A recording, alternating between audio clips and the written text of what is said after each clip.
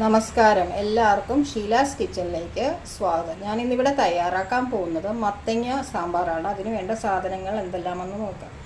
ഞാനിവിടെ 1/2 കിലോ മത്തങ്ങ ഇതുപോലെ വലിയ കഷ്ണങ്ങളായി മുറിച്ച് വെച്ചിട്ടുണ്ട്. പിന്നെ ഇതിന് ഒരു അരപ്പ് തയ്യാറാക്കാനുണ്ട്. അതിന് വേണ്ടി കളറിന് വേണ്ടി പിരിയമുളക്, എരിവിന് വേണ്ടി സാദാ മുളക്, ഒരു 1/2 ടേബിൾ സ്പൂൺ ജീരകം, 1/2 ടീസ്പൂൺ ഉലുവ, 1 ടീസ്പൂൺ പച്ചരി, 1 ടീസ്പൂൺ ഉഴുന്ന്, 1 ടേബിൾ സ്പൂൺ കടലപ്പരിപ്പ്, 1 ടേബിൾ സ്പൂൺ മല്ലി, പിന്നെ വറുക്കാനായിട്ട് തേങ്ങ, അരമുറി തേങ്ങ ചിരകിയത്, ആവശ്യത്തിന് ഉപ്പ്, പിന്നെ ഇതിന് കുറച്ച് മധുരം ഇടാറുണ്ട്. അതിനുവേണ്ടി 1 ടേബിൾ സ്പൂൺ ചിരകിയ ശർക്കരയാണ്. പിന്നെ കറിവേപ്പില, താളിക്കാനായിട്ട് കടുക്, വെളിച്ചെണ്ണ, പിന്നെ പുളി, കുറച്ച് പുളി വെള്ളത്തിലിട്ട് വെച്ചിട്ടുണ്ട്, പിന്നെ മഞ്ഞൾപ്പൊടി, പിന്നെ നമ്മുടെ കായപ്പൊടി. നമുക്ക് തുടങ്ങാം. കടായി ചൂടാക്കാൻ വേണ്ടി ഇതിലോട്ട് നമുക്ക് മത്തങ്ങ വേവിക്കാനുണ്ട്. ഒരു 1/2 ഗ്ലാസ് വെള്ളം ഒഴിച്ചിട്ടുണ്ട്. നന്നായിട്ട് നമുക്ക് ഈ മത്തങ്ങ ഒന്ന് വേവിച്ചെടുക്കാം. 1/2 ഗ്ലാസ് വെള്ളം കൂടി.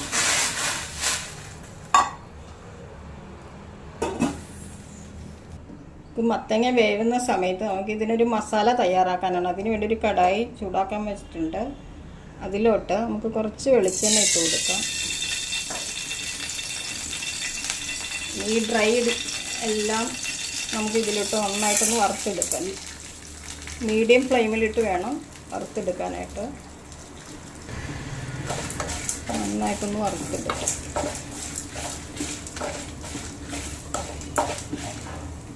നമുക്ക് ഈ മുളകൊക്കെ ഒന്ന് മാറ്റാം. ഇത്രയും വറുത്തെടുത്താൽ മതി, അല്ലെങ്കിൽ കറുത്ത് പോകുള്ളൂ. കളർ കിട്ടാൻ വേണ്ടി ബാക്കിയുള്ളത് ഒന്നുകൂടി നന്നായിട്ടൊന്ന് വറുത്തെടുക്കാം.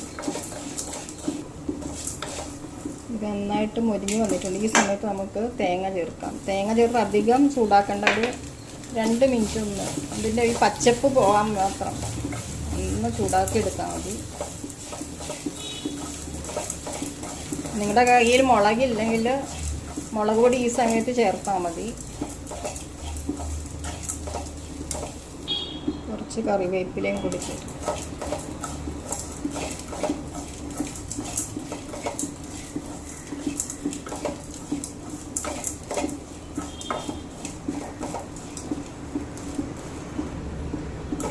ഇത്രയും മതി. നമുക്കിനി ഗ്യാസ് ഓഫ് ചെയ്യാം.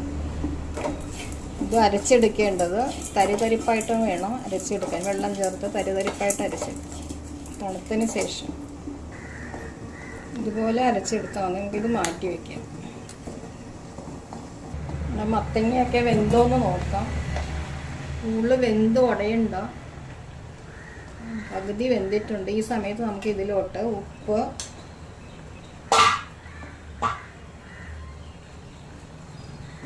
ഉപ്പ് ചേർത്ത് കൊടുക്കാം.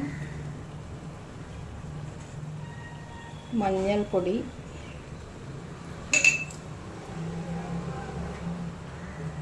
പുളി ചേർത്ത് കൊടുക്കാം.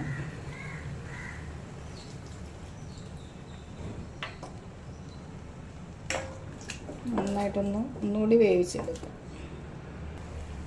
ശർക്കര ചേർത്ത് കൊടുക്കാം.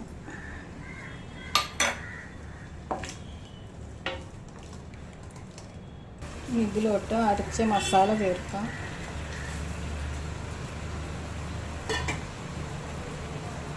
കുറച്ച് വെള്ളം കൂടി ചേർക്കാം. നമ്മുടെ സാമ്പാർ നന്നായിട്ട് തിളച്ച് വന്ന ഈ സമയത്ത് നമുക്ക് കായപ്പൊടി ചേർക്കാം. കായം കുറച്ച് അധികം ചേർക്കണം. നമുക്കിത് താളിച്ചിടാം. ഇത്രയേ ഉള്ളൂ. ഇത് കുറച്ച് തിക്കായ സാമ്പാറാണ്. നമുക്ക് തേങ്ങ അരച്ചിട്ടത് കൊണ്ട് നല്ല തിക്കായിട്ടുള്ള സാമ്പാറാണ്. ചോറിൻ്റെ കൂടെയൊക്കെ നല്ല ടേസ്റ്റി ആയിട്ടുള്ള ഒരു സാമ്പാറാണിത്. ഒരു കടായി ചൂടാക്കാൻ വരുന്നതിലോട്ട് നമുക്ക് വെളിച്ചെണ്ണ ഇട്ട് കൊടുക്കാം. വെളിച്ചെണ്ണ ഒന്ന് ചൂടാകുമ്പോൾ കടുക്,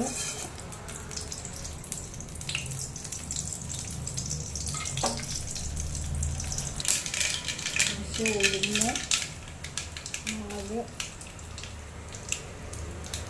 കറിവേപ്പില.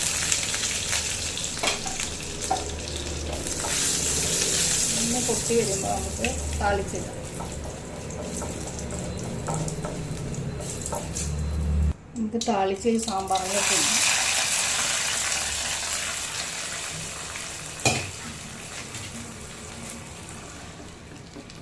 നമ്മുടെ മത്തങ്ങ സാമ്പാർ ഇവിടെ റെഡി ആയിട്ടുണ്ട്.